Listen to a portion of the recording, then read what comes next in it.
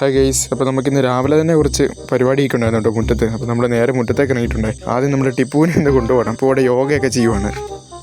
അത്രേ ഉള്ളൂ, അവൻ്റെ യോഗയൊക്കെ അവിടെ കഴിഞ്ഞിട്ടുണ്ട് കേട്ടോ. നമുക്ക് നേരെ അഴിച്ച് മുറ്റത്തേക്ക് കൊണ്ടുപോകാം.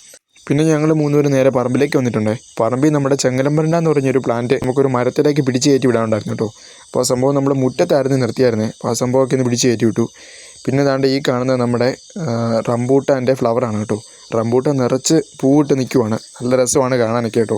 അപ്പോൾ ഈ സംഭവം പിടിക്കുമല്ലേ ഒന്നും അറിയത്തില്ല. നമ്മുടെ വീട്ടിൽ ആദ്യമായിട്ടാണ് റംബൂട്ടാനെ പൂവിടുന്നത്. അപ്പോൾ അതിൻ്റെ ഒരു ക്യൂരിയോസിറ്റി ഞങ്ങൾക്ക് എല്ലാവർക്കും തന്നെ ഉണ്ട് കേട്ടോ. ഞങ്ങൾ പറമ്പിൽ നിൽക്കുന്നുണ്ട്. അപ്പോൾ ടിപ്പുവിന് ഭയങ്കര കുശുമ്പാണ്. എവിടെ പോയാലും ഇവനെ അഴിച്ചുകൊണ്ട് പോകണം. ഞങ്ങൾ ഇവനെ വന്നിങ്ങനെ ആശ്വസിപ്പിച്ചുകൊണ്ടിരിക്കുകയാണ് കേട്ടോ. പിന്നെ നമ്മുടെ മുറ്റത്ത് നിൽക്കുന്ന തക്കാളി ഇവിടെ പഴുത്തൊരു ഹാർവസ്റ്റ് ചെയ്യാറായി വരുന്നുണ്ട്. നല്ലൊരു റെഡ് ഷെയ്ഡ് വന്നെങ്കിൽ നമുക്കത് ഹാർവസ്റ്റ് ചെയ്യാൻ പറ്റുള്ളൂ കേട്ടോ.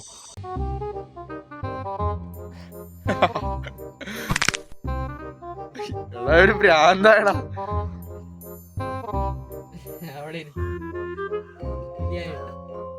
ഹെയ്ത്തിലടിച്ചടാ മറ്റേ ജോക്കറിൻ്റെ അകത്ത്.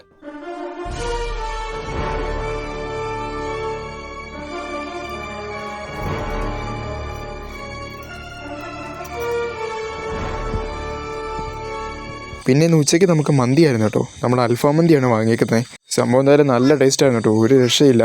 നമുക്ക് അതിൻ്റെ നല്ല ഗ്രേവിയും കാര്യങ്ങളും എല്ലാം തന്നെ ഉണ്ടായിരുന്നു കേട്ടോ. നമ്മൾ പലതരം മന്തി കഴിച്ചിട്ടുണ്ടെങ്കിലും ഈ ഒരു മന്തിക്കൊരു പ്രത്യേക ടേസ്റ്റാണ് കേട്ടോ. എന്തായാലും സംഭവം നല്ല സൂപ്പറായിരുന്നു കേട്ടോ.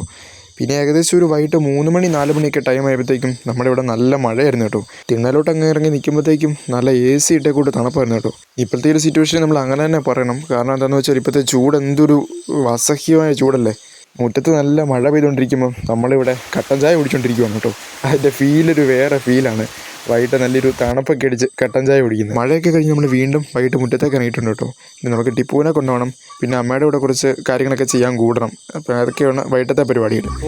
ടിപ്പുവിനെ കൊണ്ട് നമ്മൾ വെളിയിൽ ഇറങ്ങിയപ്പം ഇതാണ് അവൻ്റെ കാട്ടായം കേട്ടോ. പിടിച്ച് വലിച്ചുകൊണ്ടിരിക്കുവാണ്. ഇപ്പോഴാണ് നിന്നത് സത്യം പറഞ്ഞാൽ.